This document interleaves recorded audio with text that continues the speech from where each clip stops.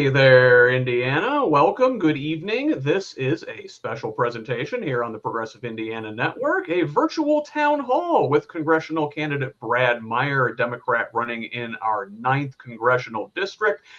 We are anticipating your questions in the comments section on YouTube, on Facebook Live, on Progressive Indiana Network at progressiveindiana.net. Hope to hear what you've got to say, so please get those questions in wherever you're at. I understand we're having a little problem with the Facebook feed. I'm going to try and get that worked out while I invite Brad to give us an opening statement. Brad, well, I'm going to turn the floor over to you here and see if I can figure out what's going on over there. Thank you. I wanted to thank you, Scott, and the Progressive Network for hosting this, and I'm looking forward to the next hour or so and looking forward to questions and input from viewers. A little bit of background on me. I'm a 7th generation Hoosier, and frankly, I'm running for the U.S. House of Representatives in the 9th District, and I had never planned on running for office. My wife and I were on a glide path to a nice retirement, and then when Trump came to power, it was clear that we were facing some real challenges, and I felt strongly enough that I quit my job a year before early retirement so that I could run for office. Well, very good. You know what? I am really bummed to see that this thing does not currently appear to be working on Facebook Live, so I do not know what is going on right there. Would you like me to continue and buy you another 60 seconds or so? Well, I frankly don't know what's going on there, but we're gonna encourage folks, if they're having problems getting us on Facebook, to please move over to YouTube if you can. Find the stream over there on the youtube.com/@Progressive Indiana Network, and it should also be on progressiveindiana.net. You will find us over there. So I guess let us go ahead and get started, Brad.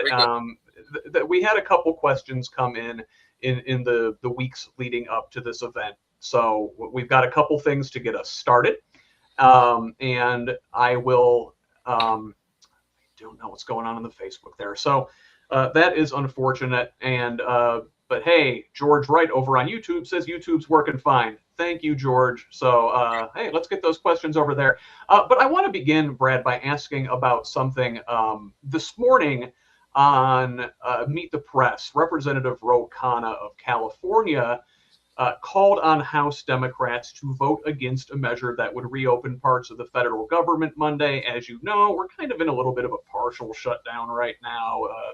The Senate put together a compromise package to kick the can down the road a couple weeks on a measure funding the federal government while they debate DHS funding.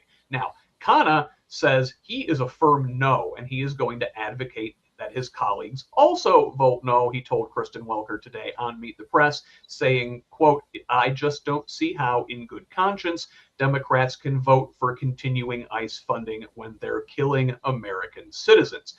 So, Brad, I want to ask you, if you were currently occupying the seat that you are running for now, would you also vote against a measure that continues to fund ICE and the Department of Homeland Security? I would vote against continuing to fund ICE. And there's a variety of reasons and it's not just against ICE. There was a budget impasse, and then they cut a deal and said, well, we'll talk about healthcare and we'll talk about these other things later. They kicked it down the road, and we're down the road, and we're still dealing with people that are acting in bad faith that we can't depend on anything they say anyway. So I think that we need to screw our courage to the sticking place, and we need to stand up for what we believe in and force a better solution than what we're rolling over and taking right now.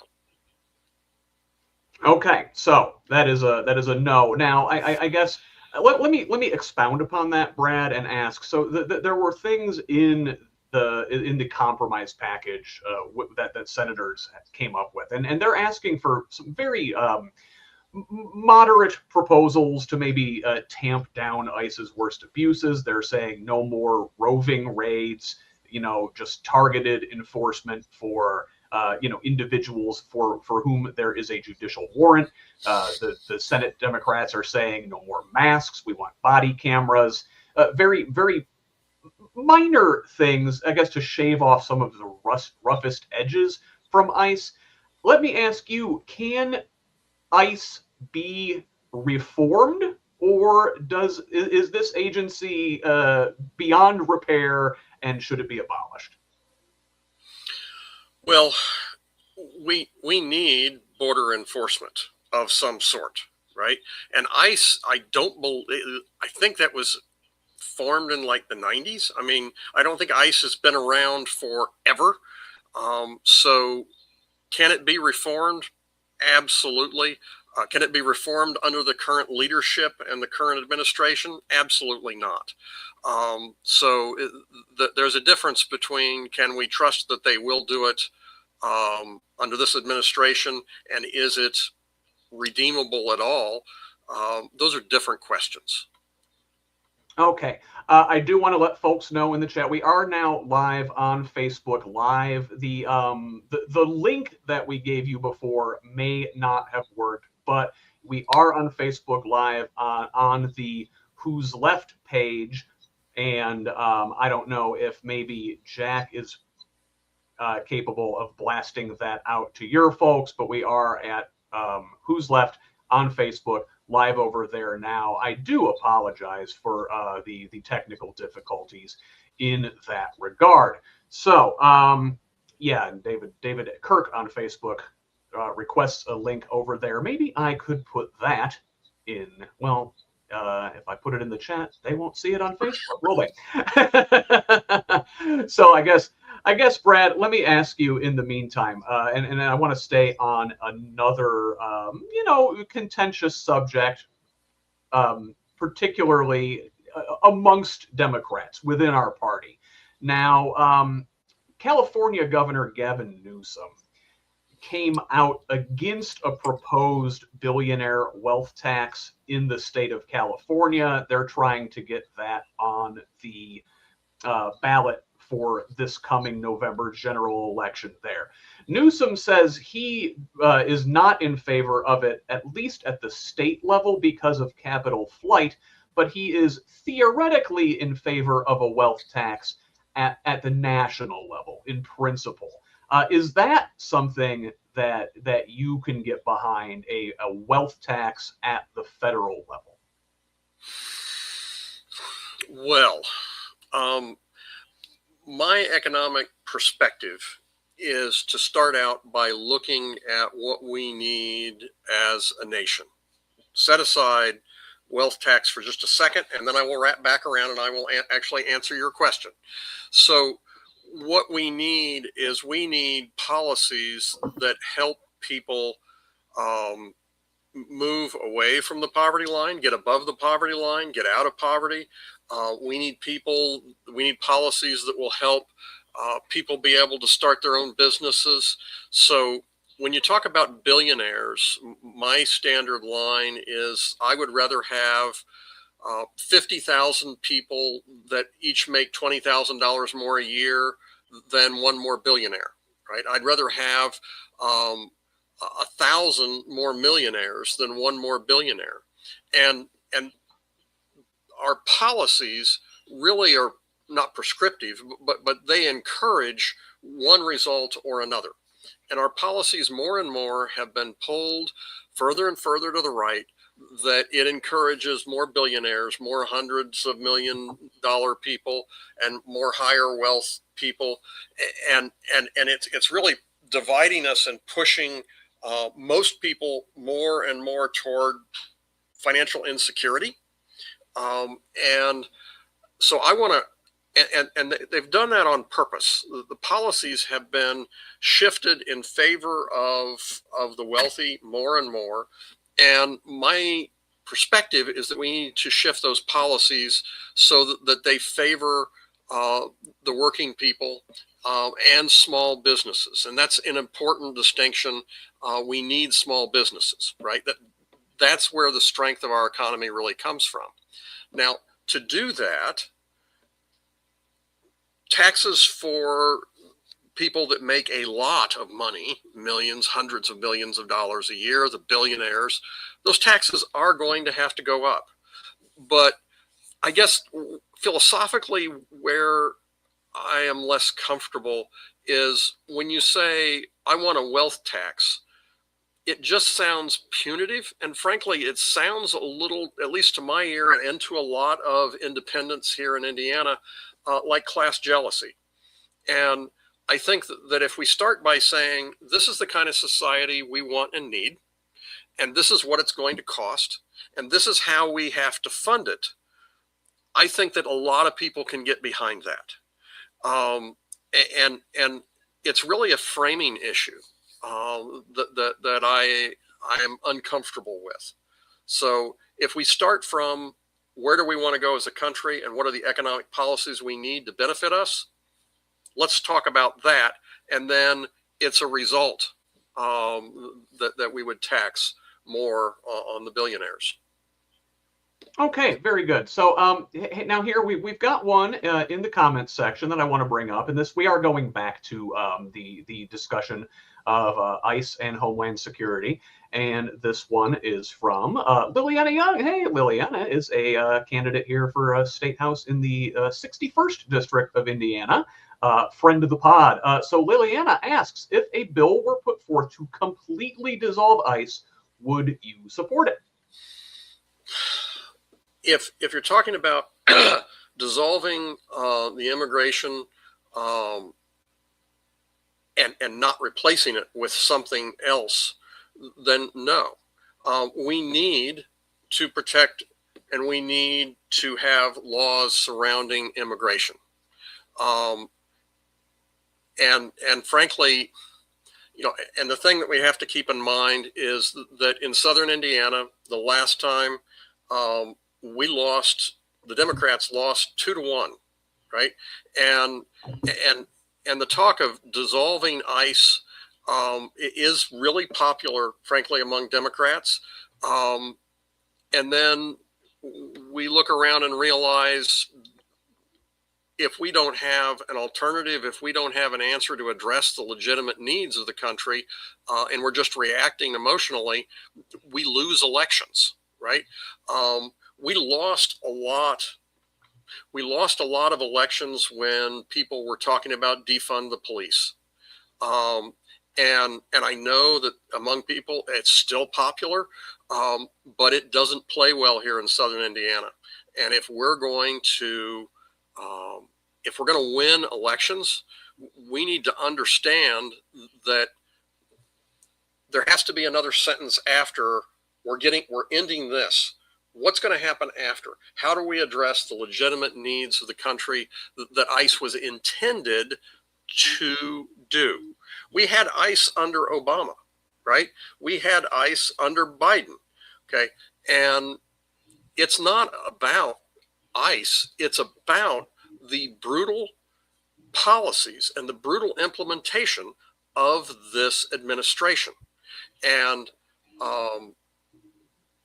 I think that there's going to have to be a house cleaning, and there's going to have to be people held accountable for their behavior that is illegal and unethical and immoral and against our Constitution. But it is how it's being wielded that is the real danger. It is not the institution itself.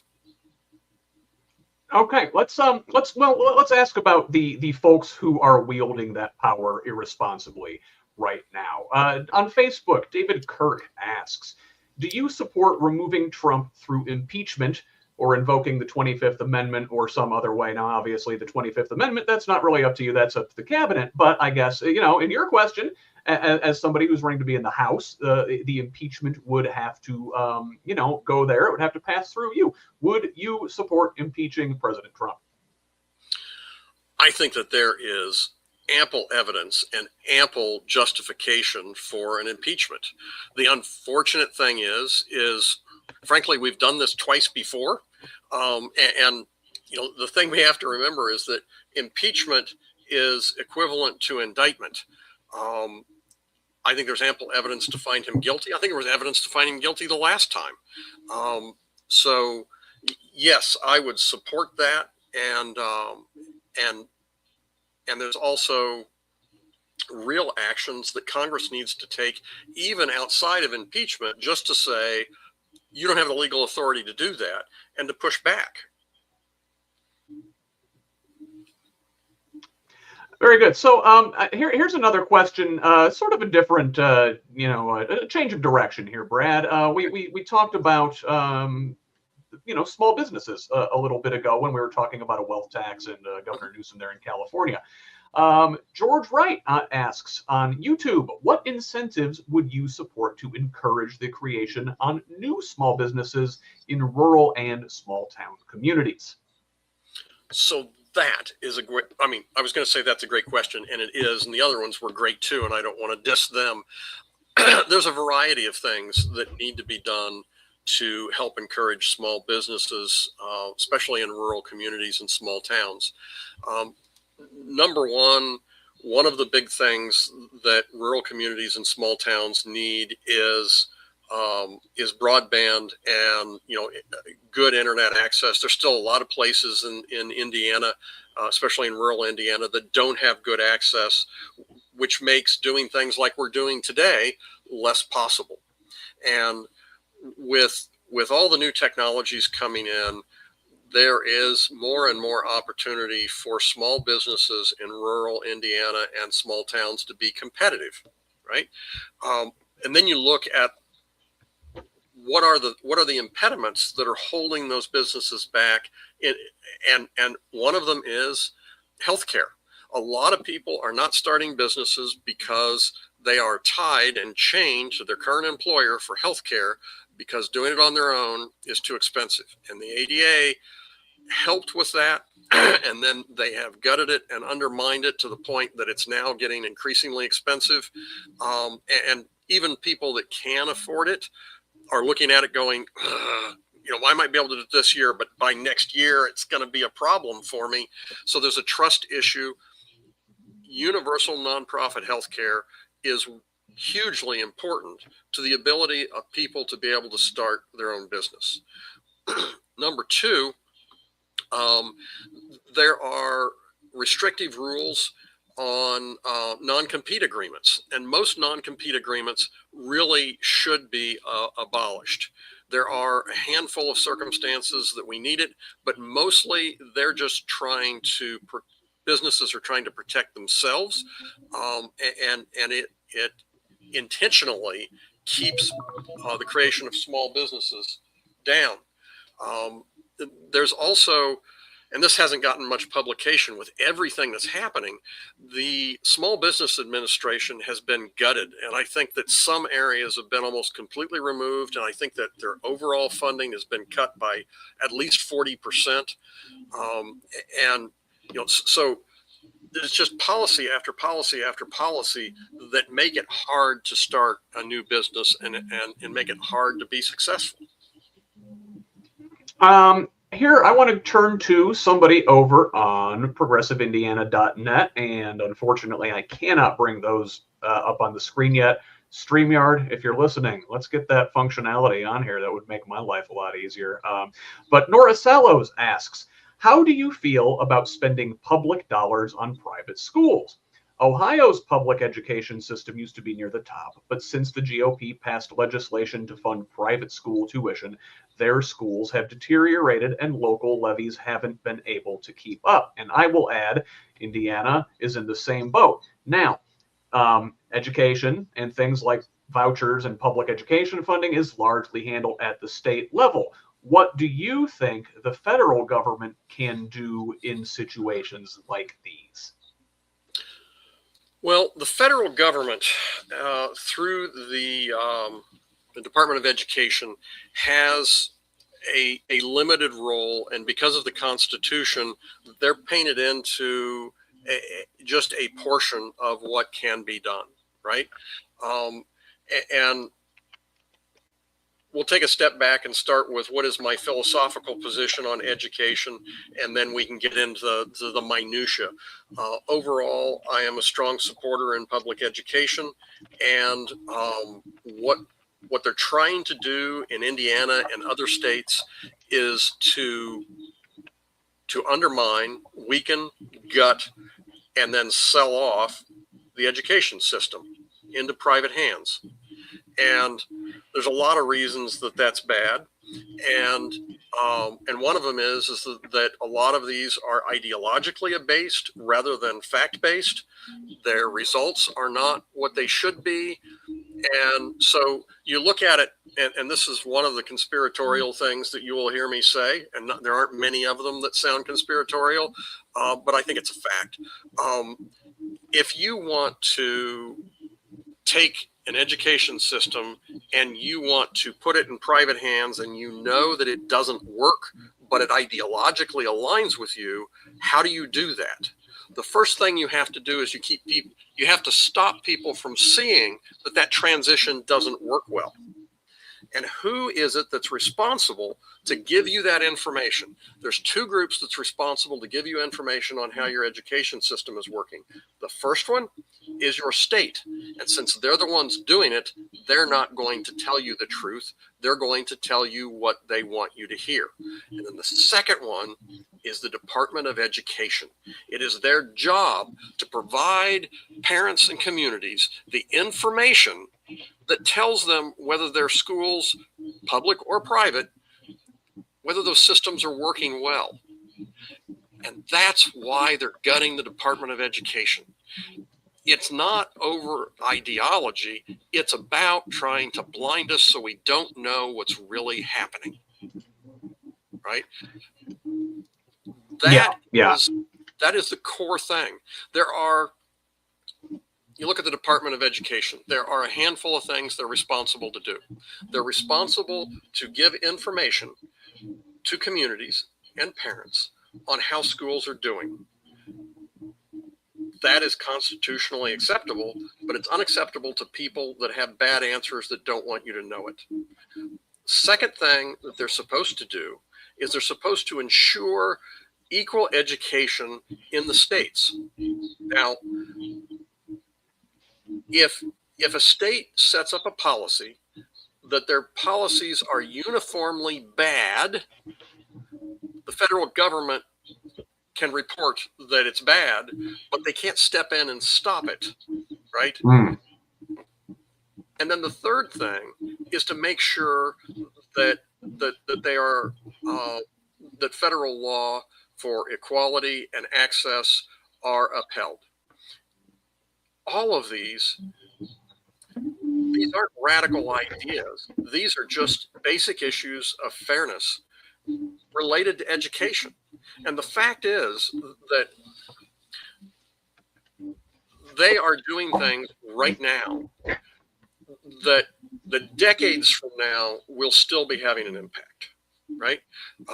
So, for example, the federal government was, they agreed, I think, for when you look at people with disabilities or learning disabilities that need additional help, the federal government agreed, I think, to pay for 40% of that cost.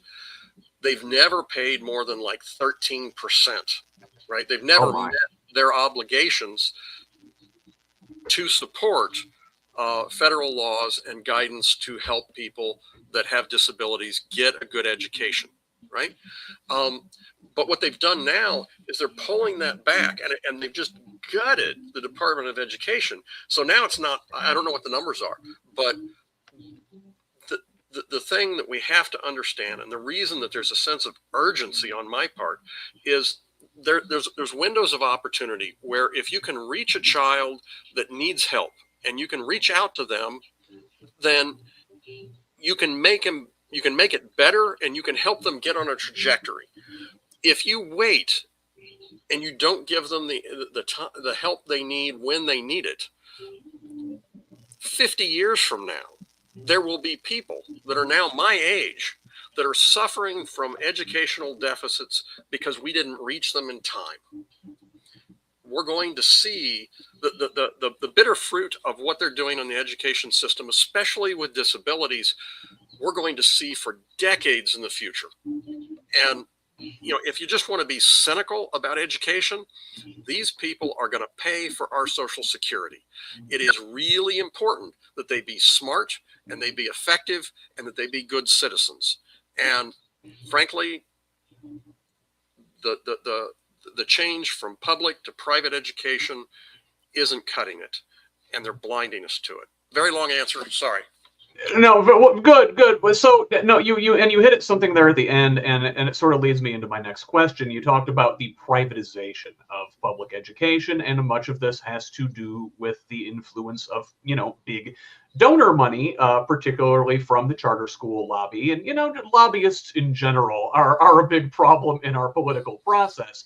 And this goes along with another question we received ahead of time, but it's right here in the chat now, so I'm going to ask it the way Chelsea McDonald does. She says, do you believe money in politics is the root of many of the issues being brought up? And do you support overturning Citizens United and supporting state-funded elections? So we'll start with the most clear, and I've been getting this question more and more recently. It's I think starting to get some traction, and that's on overturning Citizens United. So the way Citizens United was written, I do not see a clear path to overturning that, right? I'm not saying it shouldn't be overturned. I'm not saying it wasn't a bad idea.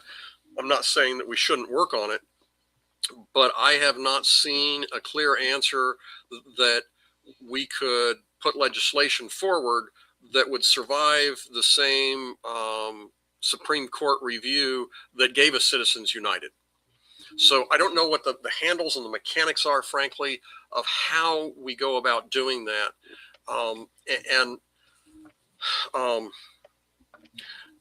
So money in politics has always been a problem, right? And it has been worse than it is now. I know that's hard to believe, but in our history, it's been worse. And it's certainly been better than what it is now, right?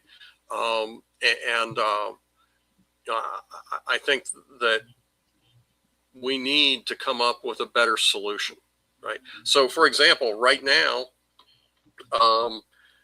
the maximum that I can get from any one donor is $3,500 on a congressional, but other candidates can get more, and there are less restrictions, and frankly, right now, under the current system, one of the reasons the Democrats are so upset about Citizens United is we're not getting as much money through that system, right?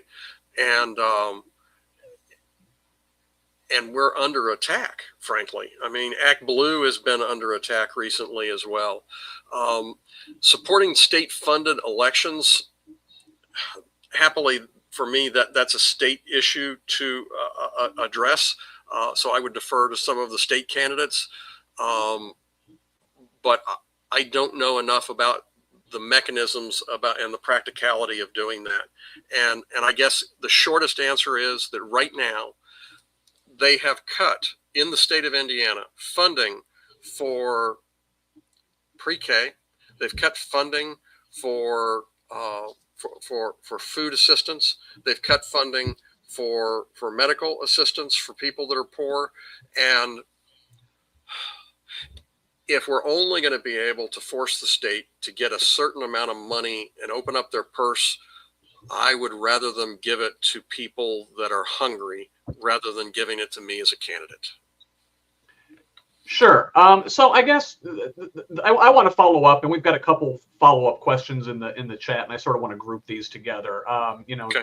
George Wright again asked, would you support government-funded campaigns as a method to get around Citizens United? Sounds like maybe no, not exactly. That's not what the government should be spending its money on. Okay, so the Supreme Court it sounds like, is the problem. They are the reason we have Citizens United, and we take them at their word that the way around it is for Congress to pass a law, or even better, for there to be a constitutional amendment that says no, money is not speech. Nora Sallows again asks on progressiveindiana.net, are you familiar with AmericanProgress.net, an organization that is promoting a constitutional amendment to limit campaign contributions? 24 states have signed on. And then I will also ask a question, if the Supreme Court is the problem, what can we do about them? Do you support efforts to reform the court, be it through expanding the court, packing the court, defunding the court, hitting them with very binding ethical agreements, ethical constraints that several of the current justices are already in violation of? Maybe get rid of them. I threw a lot at you there, Brad. I'm taking notes, yeah. So, yeah. So, okay. How are we going to get around this thing is the real question. Okay. So, I think that there's a lot of merit to the idea of government-funded campaigns. I believe it was done in England, and it made a significant shift in the composition of their lawmakers. People that you didn't have to be as wealthy in order to run for office, and I think that is a good thing. And not being particularly wealthy myself, I think that it's a good thing. The thing that causes me pause is right now we're seeing enormous abuses of power by this administration. And if we had a government-funded system, I would be very surprised if I saw a single farthing from the government for this Democratic candidate who is a strong progressive in favor of a whole bunch of stuff that they disagree with. The idea of government funded begins with the idea that the government will be fair and dispassionate. And right now, there's a great example that that's not where we are today. So I think that there's a real risk with that. Okay. You also asked about the American Progress effort. Honestly, I have not. I've taken a note on it. I will look at it, and I will seriously consider it. I think that there are several constitutional amendments that we need because our system is not working the way it needs to, and this is one of the ones that I'll look at. When you talk about addressing the court, again, the court is siding with what I consider and what many people consider abusive and unethical practices, right? If we could get better control of the court, that could be a very dangerous precedent. The only thing between us and autocracy today is the courts. And if there's a system that allows the government to constrain what the court does, you can bet your bottom dollar that Trump would be using it right now to stop the courts from defending our rights. I heard, I can't remember what her name is, the speaker for the president. She said that 2/3 of all of the injunctions by the courts in this century have been against Trump. And she's acting like this is evidence of a conspiracy. I'm saying it's evidence that what you're doing is evil and pernicious, and the courts are doing their job, right? So do I want to rein in the courts in areas that I disagree with them? Absolutely. Do I want that power to be available for people to do even more unsavory, dangerous things? No. So I'm, and keep in mind, we being Democrats, tried to pack the court in 1933, 50 something. I don't remember what the number was, right? And there was a lot of blowback, and everybody has treated that as a third rail. We have to be mindful that we cannot put principles in place that could be used by unethical people to drag us further into autocracy. And if we start talking about packing the court, there's nothing that will keep Trump from putting 20 more people on the court. If we start talking about defunding the federal courts, he's going to defund the federal courts, right? These are very powerful and dangerous precedents that we need to think carefully about.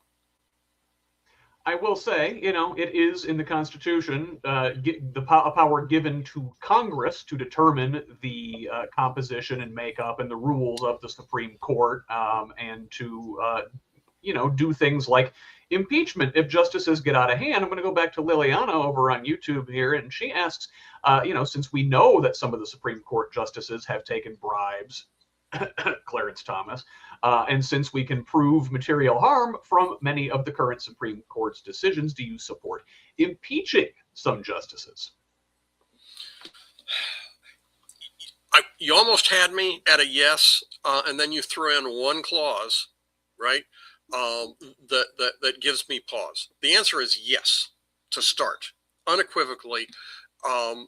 There needs to be better constraint on behavior and double dealing and conflicts of interest by the Supreme Court and maybe even the lower courts. 100% agree.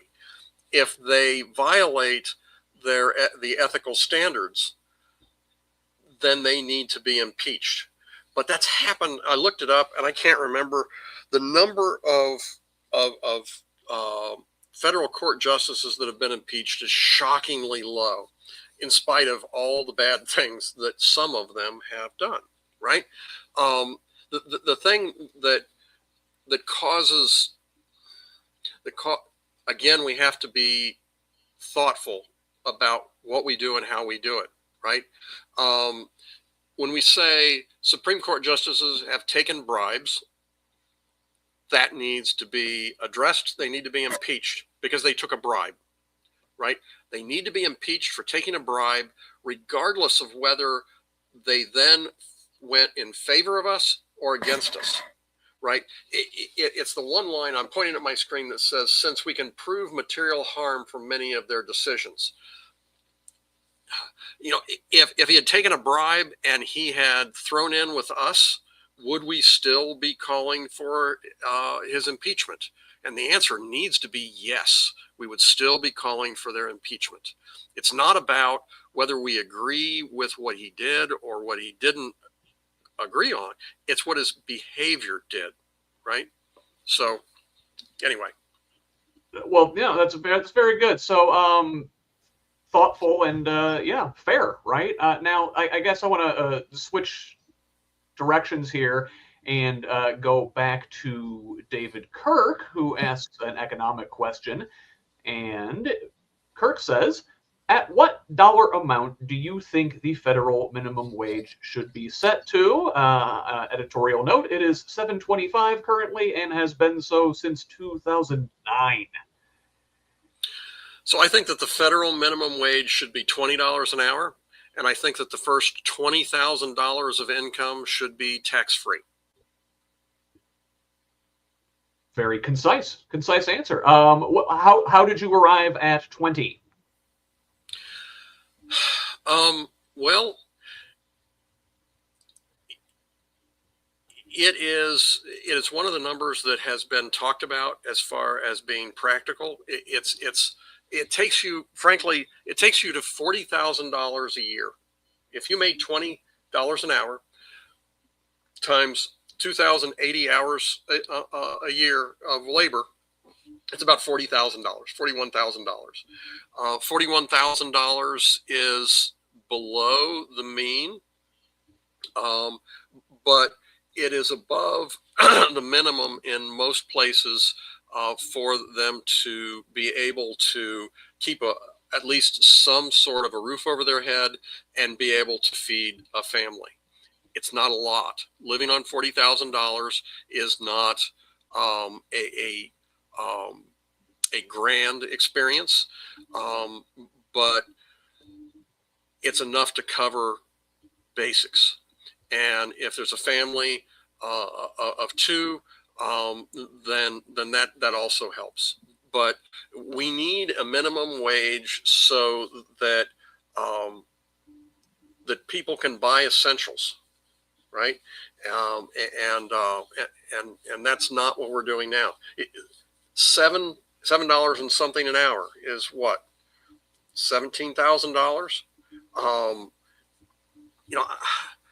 I saw a quote once that said that, do you really think that if you're, and I don't mean this pejorative, if you're flipping hamburgers, that you really need, a living wage? And it's like, yes, if you are working 40 hours a week, you should be able to afford food, and you should be able to have. Can everybody else hear Brad? I just lost him. And that might be me. Chat, can you guys hear? I can hear you. Okay. I can hear you. My earbud may have just died. I don't know. It could be my end. Okay. Yeah, there we are. All right. Jack says he still hears you, and I can hear you again. Okay, good. Yeah, my bud must have gone dead there for a second. I think it might be time for some new ones. So let me then ask a follow-up question on this topic about the minimum wage. George Wright asks, would you support the minimum wage being increased annual based on CPI, or a chained price index, I believe is what that stands for. So I guess you get to your 20, how do we keep it from being stuck there for the next 15 plus years the way it has been now? Well, so in principle, yes, I like the idea of it being tied to the consumer price index. There are, when you talk about big economic principles, you can build in, through doing that, an acceleration where it begins to feed inflation, and without getting, and an economist would probably do a better job of describing this, but my concern with that would be, inflation goes up and then this goes up, which drives this up, and you get into what's called in engineering a critical race condition.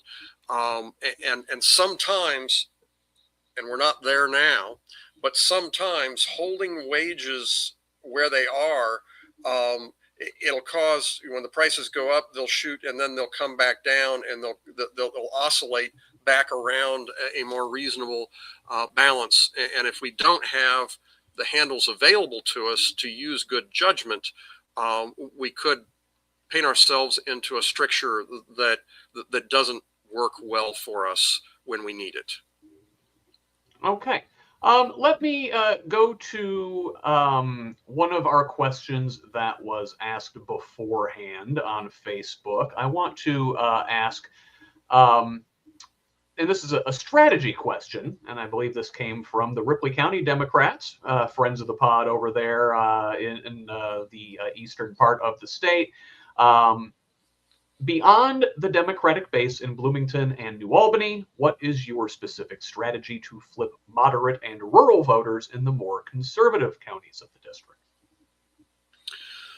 Well, that's been a subject of a lot of discussion, and I'll tell you that a lot of people have come to me with advice, and one of the things is that they say, and it's true, that the majority of the Democratic votes are in 3 counties, and I need to spend all of my time in those 3 counties courting the existing Democrats, and that might be a smart strategy to get through the primary, because in the primary, which is coming up May 5th, and I need help in the primary. Hint, hint, please vote for me in the primary. But the problem is that if I do that, and if all I do is concentrate on the 3 Democratic strongholds, I'll lose in the general. And we have to be reaching out to all of the counties, right? And I've spent a lot of time going to county party meetings, talking to people, trying to understand what their issues and concerns are and getting to know the base. We have to reach out. And frankly, another way of looking at the advice I'm getting, if you take it and just turn it just a little bit, what they're telling me is ignore rural Indiana and just go to the population centers. And you know what? That's part of why we're in the mess we're in as a Democratic Party. We have to start reaching out to people in more rural areas, and we have to start advocating for policies that make a difference in their life. And we have to try to help them understand that we're looking to make things better for all of us, not just the people in the cities. Well, so I guess along those lines, and I want to say this question also came on that same thread from the Ripley County Dems, Yep. to that effect. That sounds like that's going to require a lot of work. This is a massive district. And they ask, winning a district this size requires a massive volunteer team.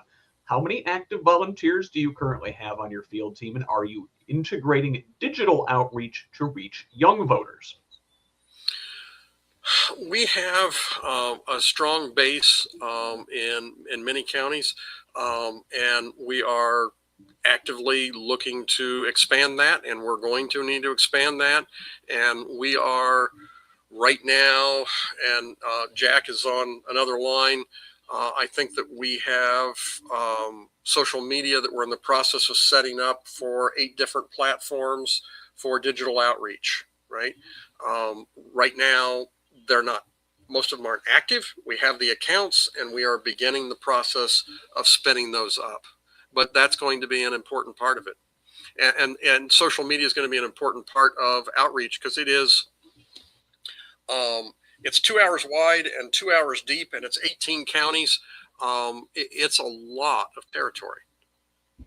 It is a lot, and it's a lot of folks to reach. And it's nice to have those digital tools to be able to reach a wide audience with the push of a button, and also to get to where the young voters are. And to that effect, a question. One thing that the youth voters really care about, we saw this in the last election, they didn't turn out for Kamala Harris, is because she didn't really stand up and denounce Israel's genocide in Gaza. And so the question asked is, Gaza has deeply divided many in our party. What is your position on continuing U.S. military aid to Israel, and how would you use your seat on the House floor to advocate for a long-term resolution? Well, I guess we're done with the softball questions in this, because this is an enormously divisive issue, right? So, number one, I believe that there needs to be a stable and durable peace in Palestine, with Palestine and Israel. The issue is that both sides really are unwilling to admit is that in order to do that, there has to be some basis of trust, or some basis of a solution in a zero trust environment, and those conditions don't exist right now. There is a legitimate argument to be made that the Palestinian, a 2-state solution has always been the right answer. And right now, there isn't a clear path to make that happen. And we're on the wrong path, I think, to make that happen. I think that the path that we're on right now is that we America and Israel will suppress the Palestinians. They'll get control. There will be peace, and then there will be another cycle of violence at some point in the future. And in the long run, it is in the best interest of Israel to find a durable peace. And it is in the best interest of the Palestinians to find a durable peace. And it's right now, frankly, just a mess. And I don't see the path. I don't see the path to get there right now. But it is not in the best interest. It is not a good alliance to just rubber stamp anything that your ally does and not give them good counsel and not provide support. And I know that there were a lot of Democrats that were angry at Biden because he didn't come out more forcefully against what was happening in Palestine. But look what we've got now, right? There is a practical side to working toward getting a solution. And what you saw with Biden was, and I know a lot of people don't like it, and I know that it's going to be unpopular for me to say it, but I think it's worth saying that he said, you are at war, you have been attacked, you have to get control of your borders, and here is military aid, and you're crossing lines you shouldn't, right? And in part, he lost the election, in part because of that. Well, all right. The Democrats lost the election in part because of that and because of the division. And it's quiet now. I don't think that that's evidence that we've got actually a good answer. It just means it's quiet now. There's going to be another cycle. Well, let me ask over on progressiveindiana.net, there was a follow-up to this. And I guess, kind of the question with Biden and Harris is they didn't call it what it was. Christina Person asks, do you believe that a genocide occurred in Gaza? I think that if the United States is going to have a role in bringing about a durable peace, I think that calling it a genocide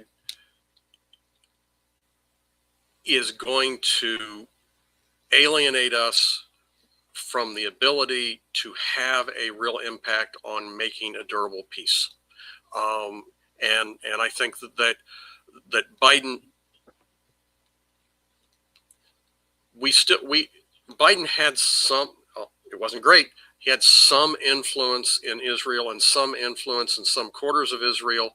And the second that you start using that terminology, you have just lost an ally of 75 years and the strongest ally that we have in the region. And I know that is unpopular. But the fact is, if we alienate them entirely, we're not going to help bring about a durable peace in the future. That there is this thing that we used to have called diplomacy, and it in the long run works. So it's a big lift certainly to make any kind of peace happen there. So I want to go back to another big lift. You mentioned we were talking about Citizens United and whether it should be a constitutional amendment is the way around it. You mentioned in passing that there are other constitutional amendments that we need. With what, we've only got a few minutes left. I want to make sure we get this in. What are some of those other constitutional amendments that we need? I think we need a constitutional amendment for a universal health care. It should be enshrined in our Constitution that we don't have to go broke just trying to stay alive. And I know that this is one that you and I disagree on, and we can talk more about this in the next one. But I believe that we need a constitutional amendment for a balanced budget. In my opinion, well, not in my opinion, Congress is not doing its job. It's one of its primary jobs is the power of the purse. And we should have a constitutional amendment that says if you do not have a real functioning and balanced budget on October 1, you're not allowed to stand for election in your next cycle. So if you're a congressman, after your last after you get out of office, you can't stand for federal election for 2 years. If you're a senator, you can't stand for 6 years. If you're president, you can't stand for 4 years. Nobody in the administrations that fail to get a budget passed on time and on budget, unless there's an emergency, should be allowed to stand for election. And all this stuff about they shouldn't be paid until it's done, it's not going to make a difference. These people are not going to be affected by missing a few paychecks. What they're going to be affected by is they lose power if they don't use it for the benefit and execute responsibly. You're right. You and I could go around and around on that one. We probably will the next one, and that's fine.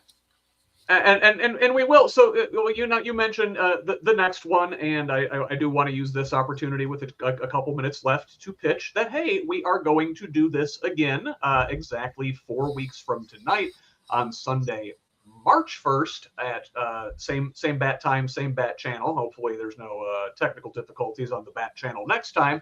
But 7 o'clock on March 1st, we're doing another one of these. So if we didn't get to your question tonight, there will be another opportunity. We're going to do a few more of these before the primary, which, like you said, is on May 5th. Brad, just a couple minutes left here. I want to give you the last chance to, say a few words here before we hang up for the night. So I appreciate everything we've done. I will tell you that we spent not near enough time, frankly, on economics. And our economy, and I mentioned this earlier, our economy is tilted toward the rich, and we all see and feel, and we all know this.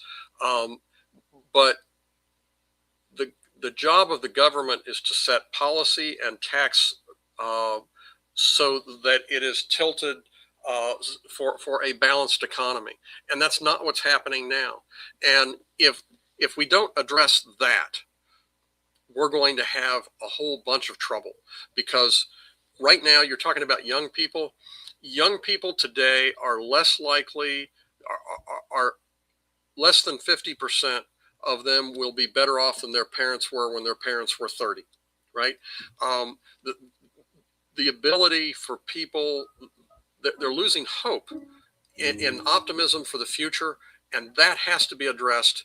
And that's what we need to be talking about. And I know we talk about affordability, but for me, it's also about opportunity. The opportunity to have a fair shot at a decent life.